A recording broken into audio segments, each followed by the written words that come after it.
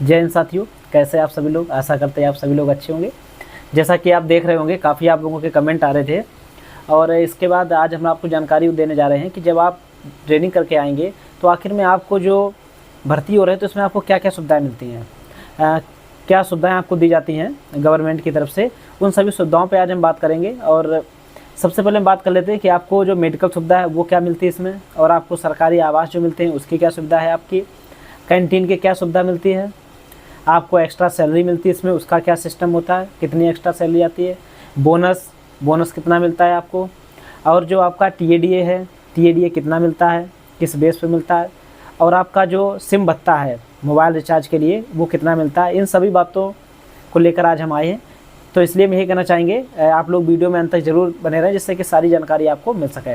और जो भी भाई इस वीडियो पर नया है वो चैनल को सब्सक्राइब कर लें और वीडियो को ज़्यादा से ज़्यादा अपने दोस्तों में शेयर कर दें, जिससे भर्ती से जुड़ी पल पल की अपडेट आप तक पहुंच सके। ठीक है दोस्तों, चलिए ज़्यादा समय न लेते हुए वीडियो स्टार्ट करते हैं। देखिए दोस्तों, सबसे पहले हम बात कर लेते हैं, एक एक टॉपिक को उठाते हैं। सबसे पहले हम बात ये कर लेते हैं कि जो आपको सरकारी आवास जो मिलेगा वो कैसे मिलता है।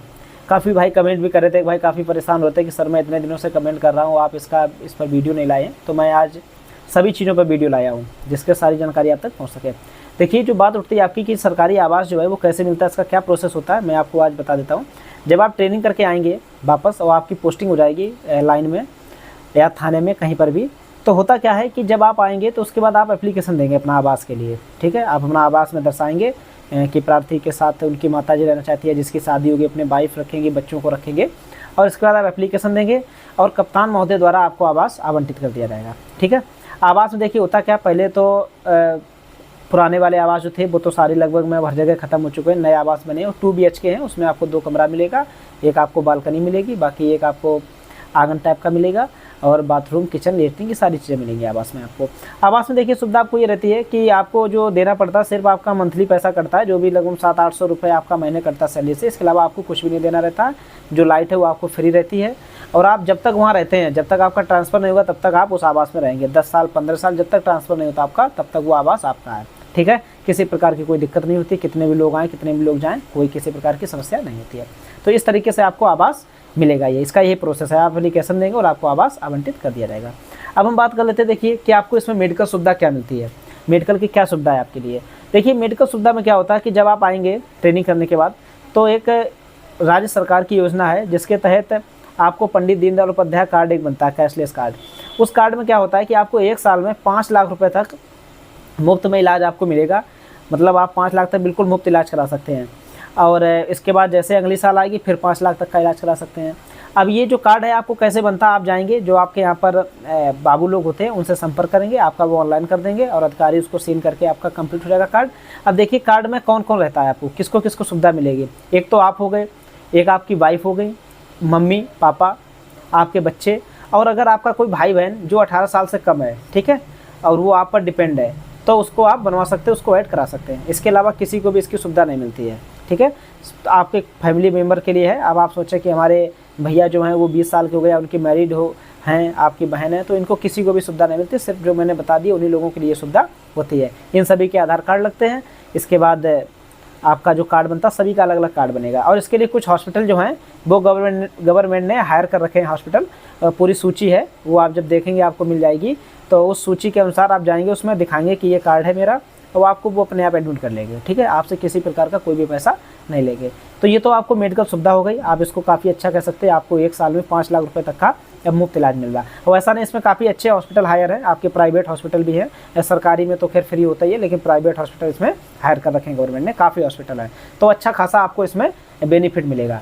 ठीक है, अब इसके बाद हम देखिए बात कर लेते हैं अगली, कि आपको जो कैंटीन सुविधा है वो क्या मिलती है, इसमें कितनी छूट मिलती है। और एक भाई जो कमेंट कर रहे थे कि क्या हम लोग एसएसबी या आर्मी वाले कैंटीन से शॉपिंग कर सकते हैं, मैं आपको बता दूंगा उसका भी। देखिए, कैंटीन सुविधा में क्या होता है, कैंटीन सुविधा में एक मार्जिन जो छूट मिलती है वो प्रोडक्ट पर डिपेंड करती है। काफ़ी प्रोडक्ट ऐसे होते हैं जिसमें लगभग आपको 40% डिस्काउंट मिल जाता है, और इसके बाद काफ़ी प्रोडक्ट ऐसे होते हैं जिसमें आपको 30% मिलता है डिस्काउंट। तो ये प्रोडक्ट पर भी डिपेंड करता है, बट आप ये मानिए बाहर से आपको कैंटीन में सस्ता ही मिलेगा। आप जाएंगे, आपके हर पुलिस लाइन में कैंटीन होती है, वहाँ पर आप शॉपिंग करेंगे या कुछ भी खरीदारी करेंगे। और कैंटीन में देखिए वो डिपेंड ये करता है कितनी बड़ी कैंटीन है। काफ़ी जगह जैसे आप लखनऊ चले जाएंगे तो वहाँ की कैंटीन में आपको सारी चीज़ें उपलब्ध होंगी। आपको वहाँ चाहे ट्रॉली बैग लेनी हो, चाहे आपको हेलमेट लेनी हो, चाहे आपको जूते, सारी चीज़ मतलब A to Z आपको मिलेगी। लेकिन आप जैसे कहीं छोटे ज़िले में आपकी पोस्टिंग है, जैसे मैं अपने यहाँ की बता देता हूँ खीरी की, तो यहाँ पर आपको सारी चीज़ें नहीं, बस यहाँ पर आपको जो आपके जैसे साबुन है, तेल है, परफ्यूम है, आपके जितने मसाले वो सारे मिल जाएंगे, बिस्किट, नमकीन, कहीं ना कहीं से बहुत छोटी छोटी चीज़ें मिलेंगी। इसमें आपको बहुत ज़्यादा ऐसी सामान नहीं मिलेगी, मतलब जो आपके यूज किए डेली यूज की वो सारे सामान मिल जाएंगे। आप सोचें कि जूते ले लें, ट्रॉली बैग ले लें या बैग, ये सारी चीज़ें यहाँ नहीं है क्योंकि छोटी कैंटीन है।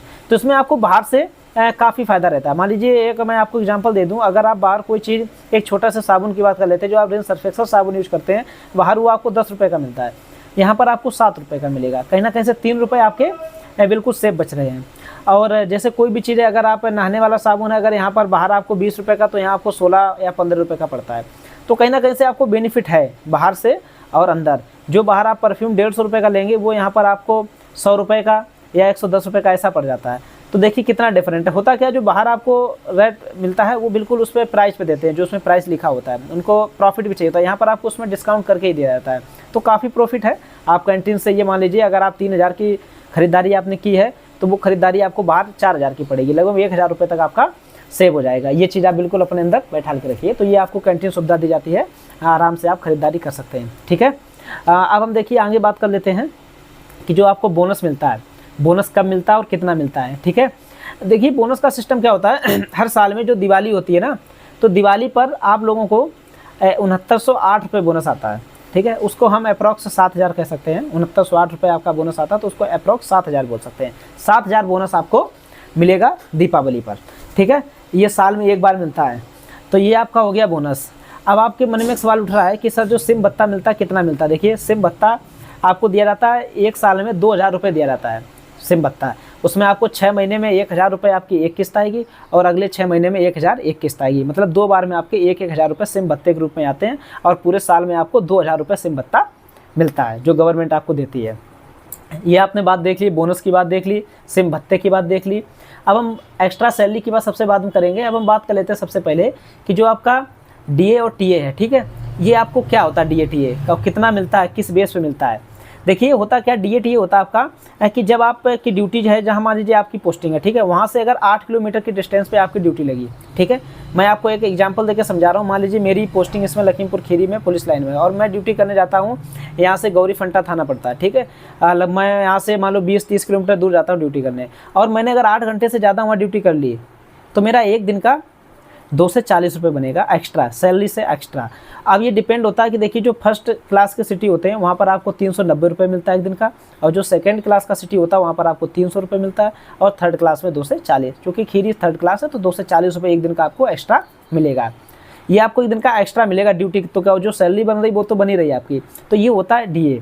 ठीक है, ये हर जगह का, बस मैंने आपको प्रोसेस क्या बताया कि जहाँ से आप जाएंगे, अगर ड्यूटी आपने 8 घंटे कर ली और आप 8 किलोमीटर दूर हैं अपने जगह से, तो आपको DA आपका बन जाएगा। तो DA आप जान गए हैं, सारे सिटी का मैंने बता दिया। इस तरीके से आप अगर कहीं 2 महीने ड्यूटी किए तो आप जोड़ सकते हैं आपको कितना मिल रहा है। अगर आपने लखनऊ ड्यूटी कर लिए 2 महीने, तो लगभग आपको 24,000 तो एक्स्ट्रा मिल जाएगा। इसके बाद आप सवाल होता है TA क्या होता है।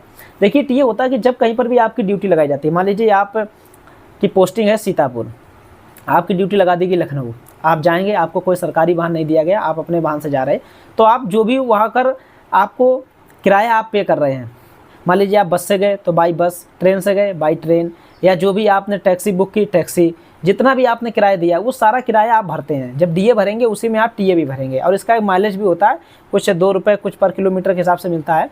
तो ये माइलेज के साथ आप उसका किराया भरेंगे, ये सारा TA आता है आपका, ट्रेवल अलाउंस के रूप में आता है। तो जो भी इसका पैसा बनेगा DA TA आपका पूरा आएगा। मान लीजिए आप 1 महीना लखनऊ अगर रुक गए, तो लगभग में आप 16,000 रुपये 17,000 आने जाने किराया लगा करके सारा वहाँ का DA जोड़ करके आप भरेंगे, और आपको बरामद हो जाएगा। तो ये तो आपको एक्स्ट्रा पैसा हो गया है, जो आपकी सैलरी आ रही है उससे एक्स्ट्रा, इसमें आपको सैलरी से कोई मतलब नहीं है। ठीक है, तो ये आपको बेनिफिट मिलता है। जब आप बाहर ड्यूटी करने जाते हो आपको DA TA मिलता है, तो ये आपके लिए एक बेनिफिट है, क्योंकि ड्यूटी तो आप वैसे भी कर रहे हैं, मगर अगर आपको 4 पैसा मिल रहा तो वो और अच्छी बात है।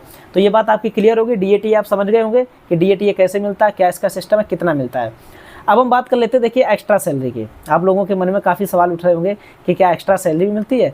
देखिए मैं आपको बता दूं, हर विभाग में 12 महीने की सैलरी मिलती है, लेकिन पुलिस विभाग में 13 महीने की सैलरी मिलती है।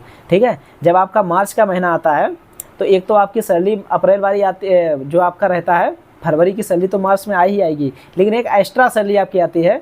जितनी आपकी सैलरी होती है लगभग में उतनी ही एक्स्ट्रा सैलरी आती है। मान लीजिए अगर आप 40,000 आपका वेतन बन रहा है तो एक्स्ट्रा सैलरी भी आपकी 40,000 ही आएगी, वो आपकी 13 महीने की आती है, ठीक है।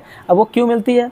क्योंकि होता ये ऐसा माना जाता है कि जो हम आप को एक भी छुट्टी नहीं मिलती है, क्योंकि हमारे आपके लिए कोई भी त्यौहार और कोई भी संडे ऐसा कोई भी अवकाश नहीं है। जो हम लोगों को 60 छुट्टियां दी जाती हैं 30 ईयर, बस उन्हीं का हम लोग उपभोग कर पाते हैं, वो भी हो पाती नहीं तो पूरी नहीं भी हो पाती हैं। ये कोई कन्फर्म नहीं कि सारी छुट्टियां आपको मिली जाएंगी, ठीक है। तो यही को देखते हुए कि आपको कोई भी सरकारी छुट्टी नहीं है, कोई संडे नहीं है, तो इसी को देखते हुए एक ये सिस्टम है कि आपको एक एक्स्ट्रा वेतन दिया जाता है, और उसी एक्स्ट्रा वेतन में आपकी ड्यूटी भी 24 आवर की ऐड हो जाती है कि आप फिक्स तो ड्यूटी करते नहीं है कि 8 घंटे के बाद आप चले जाएंगे, ऐसा कुछ नहीं है। तो इसी वजह से आपको एक्स्ट्रा सैलरी दी जाती है। तो ये आपको एक्स्ट्रा सैलरी एक हो गई, ये भी आपको मिलता है। तो एक्स्ट्रा सैलरी देखिए कब से मिलेगी मैं बता दूं, जब आप ट्रेनिंग करेंगे, ट्रेनिंग पीरियड में आपकी एक्स्ट्रा सैलरी ऐड नहीं होगी। आप 9 महीने का जो पीरियड रहेगा उसमें आपको बिल्कुल भी कोई एक्स्ट्रा सैलरी नहीं मिलेगी। ये ड्यूटी से जुड़ी जाती है, ट्रेनिंग पीरियड का नहीं जुड़ा जाता है, ठीक है। तो अब आप समझ गए होंगे कि एक्स्ट्रा सैलरी कब मिलती है, जब आपकी ट्रेनिंग खत्म हो जाएगी, उसके बाद जब आपकी 1 साल कंप्लीट होगी तब आपको एक्स्ट्रा सैलरी मिलेगी। तो मैं आशा यही करता हूं कि जो भी हमने आपको जानकारी दी है, आपको जानकारी पसंद आई होगी। तो आप लोग वीडियो को लाइक जरूर करें, और अगर आपका कोई डाउट हो तो आप कमेंट में हमसे जरूर पूछ सकते हैं, ठीक है दोस्तों। और आप लोग लाइक भी किया करिए, उससे थोड़ा मोटिवेशन मिलता है, ठीक है। जय हिंद, जय भारत।